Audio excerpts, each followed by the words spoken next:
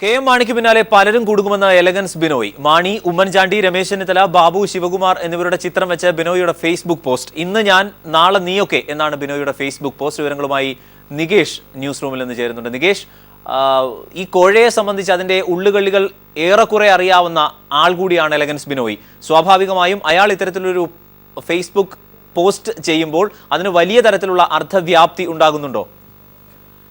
അരുൺ, ബാർക്കോഴ കേസിൽ കെ.എം. മാണി രാജിവെച്ച പശ്ചാത്തലത്തിലാണ് എലഗൻ ബിനോയ് എന്ന ബിനോയ് ജോസഫ് തൻ്റെ ഫേസ്ബുക്ക് പോസ്റ്റിൽ ഇത്തരത്തിൽ ഒരു ചിത്രം പോസ്റ്റ് ചെയ്തിരിക്കുന്നത്.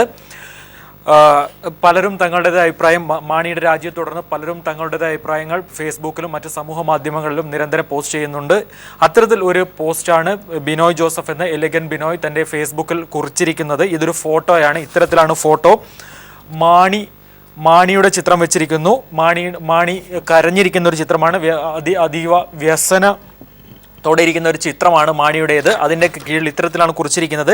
ഇന്ന് ഞാൻ, നാളെ നീ എന്നെഴുതിയ ശേഷം നീ വെട്ടിക്കളഞ്ഞ ശേഷം നീയൊക്കെ, അതായത് നീയൊക്കെ എന്ന് ഉദ്ദേശിക്കുന്നത് Oommen Chandy, Ramesh Chennithala, K Babu, V S Shivakumar. അതായത് ഇന്ന് ഞാൻ കുടുങ്ങിയാൽ നാളെ നീയൊക്കെ കുടുങ്ങും എന്ന് മാണി പറയുന്നതായിട്ടാണ് എലഗൻ ബിനോയ് ഇതിൽ പറഞ്ഞിരിക്കുന്നത്. അതോടൊപ്പം തന്നെ ഇത്തരത്തിലൊരു വാക്കും കുറിച്ചിട്ടുണ്ട്. Let's wait and see, maybe not for long. അതായത് അധികം താമസിയാതെ തന്നെ ഈ കോഴയിൽ, ഈ ബാർ കോഴയുമായി ബന്ധപ്പെട്ട കൂടുതൽ വിവരങ്ങൾ വെളിപ്പെടുന്നതുകൂടി ഉമ്മൻചാണ്ടി, രമേശ് ചെന്നിത്തലയും മന്ത്രിമാരായ കെ ബാബുവും ശിവകുമാറും ഒക്കെ കുടുങ്ങും എന്നാണ് എലഗൻ ബിനോയ് പറയുന്നത്. നേരത്തെ അരുൺ സൂചിപ്പിച്ചതുപോലെ എലഗൻ ബിനോയ് ഇത്തരത്തിൽ ഒരു കാര്യം ഫേസ്ബുക്കിൽ ഇടുമ്പോൾ അത് നമ്മൾ ചെറുതായി കാണേണ്ടതില്ല. അതിൻ്റെ അർത്ഥവ്യാപ്തി വളരെ വലുത് തന്നെയാണ്. കാരണം ഈ ബാർക്കോഴ ഇടപാടുമായി ബന്ധപ്പെട്ട് ബിജു രമേശിന് വെളിപ്പെടുത്തലിനെ തുടർന്ന് നമ്മൾ എല്ലാം ഉയർന്നു കേട്ടൊരു പേരാണ് എലഗൻ ബിനോയുടേത്. തുടർന്ന് അദ്ദേഹം ഇതുമായി ബന്ധപ്പെട്ട് ചില കാര്യങ്ങൾ വെളിപ്പെടുത്താൻ മുതിർന്നിരുന്നു. അതായത് ബാർക്കോഴയിൽ ബാർ ഉടമകൾ കേവലം 1 കോടി രൂപ മാത്രമാണ് കെ.എം. മാണിക്ക് നൽകിയിരുന്നത്, അല്ലെങ്കിൽ അതിൻ്റെ ഒരു ഭാഗം മാത്രമാണ് കെ.എം. മാണിക്ക് നൽകിയിരുന്നത്. ഇത് വലിയൊരു തുക പിരിക്കുകയും അതിൻ്റെ പല മന്ത്രിമാരും ഇത് കൈപ്പറ്റുകയും ചെയ്തതായി എലഗൻ ബിനോയ് പറഞ്ഞിരുന്നു. തനിക്ക് കൂടുതൽ വെളിപ്പെടുത്താനുണ്ടെന്ന് നേരത്തെ എലഗൻ ബിനോയ് പറഞ്ഞിരുന്നു.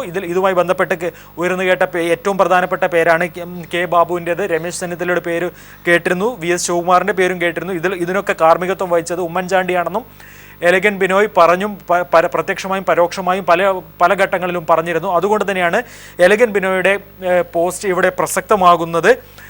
നിലവിൽ ബിജു രമേശ് കെ ബാബുവിനെതിരെ കോടതിയെ സമീപിക്കാനിരിക്കുകയാണ്. കെ ബാബുവിനെതിരായ ക്വിക്ക് വെരിഫിക്കേഷൻ പൂർത്തിയായിരുന്നെങ്കിൽ കൂടി അതിൽ വലിയ തരത്തിൽ വിൻസെന്റ് പോളിന്റെ അന്വേഷണത്തിന് ചുമതലയുണ്ടായിരുന്ന, അല്ലെങ്കിൽ അവരുടെയൊക്കെ മേലുദ്യോഗസ്ഥനായിരുന്ന വിൻസെന്റ് പോളിന്റെ ഇടപെടലിനെ തുടർന്ന് ഇതെല്ലാം ഈ അന്വേഷണങ്ങളെല്ലാം അട്ടിമറിക്കപ്പെട്ടു എന്ന് ബിജു രമേശ് പറഞ്ഞ ഒരു ഘട്ടത്തിലാണ് ഇതിൻ്റെ എല്ലാം ഉള്ളുകളികൾ അറിയുന്ന, ഇതിനെല്ലാം ഈ ബിജു രമേശിൻ്റെ കൂടെ ഒരു പക്ഷേ പിന്നണിയിലുണ്ടായിരുന്ന എലഗൻ ബിനോയ്ക്ക് ഈ കാര്യങ്ങളെല്ലാം കൂടുതൽ അറിയാം. അതുകൊണ്ട് തന്നെ ഇന്ന് മാണി കുടുങ്ങിയാൽ നാളെ ഇവർ ഈ കൂടുതൽ കാര്യങ്ങൾ വെളിപ്പെടുമ്പോൾ ഉമ്മൻചാണ്ടിയും അതോടൊപ്പം തന്നെ രമേശ് ചെന്നിത്തലയും മറ്റു മന്ത്രിമാരും എല്ലാം കുടുങ്ങും എന്ന് അർത്ഥശങ്കയ്ക്കിടയില്ലാത്ത വകം എലഗൻ ബിനോയ് പറയുകയാണ്. അതുകൊണ്ട് തന്നെ നാളെ ഇത് സംബന്ധിച്ച് കൂടുതൽ വെളിപ്പെടുത്തൽ ഉണ്ടാകുമെന്നും ബാക്കി ബാർ ഉടമകൾ 418 ബാറുകളുടെ ലൈസൻസ് തിരികെ ലഭിക്കുന്നതിനായി വിതരണം ചെയ്ത കണക്ക് പുറത്തു വരുമ്പോൾ ഈ മന്ത്രിമാർ എല്ലാം കുടുങ്ങും എന്നുള്ള കൃത്യമായ സൂചനയാണ് എലഗൻ ബിനോയ് ഈ ഫേസ്ബുക്ക് പോസ്റ്റിലൂടെ ഉദ്ദേശിക്കുന്നത്. അത് മാണിയുടെ ചിത്രം വെച്ച് അദ്ദേഹം പരോക്ഷമായി ഇപ്പോൾ ഇവിടെ പറഞ്ഞിരിക്കുകയാണ്. പ്രത്യക്ഷത്തിൽ പലരും ഇതുമായി ബന്ധപ്പെട്ട കാര്യങ്ങൾ പറയാൻ മുന്നോട്ട് വരുമ്പോൾ ഈ മന്ത്രിമാർ എല്ലാം കുടുങ്ങും എന്ന് തന്നെയാണ് എലഗൻ ബിനോയ് ഇവിടെ ഉദ്ദേശിക്കുന്നത്. അരുൺ.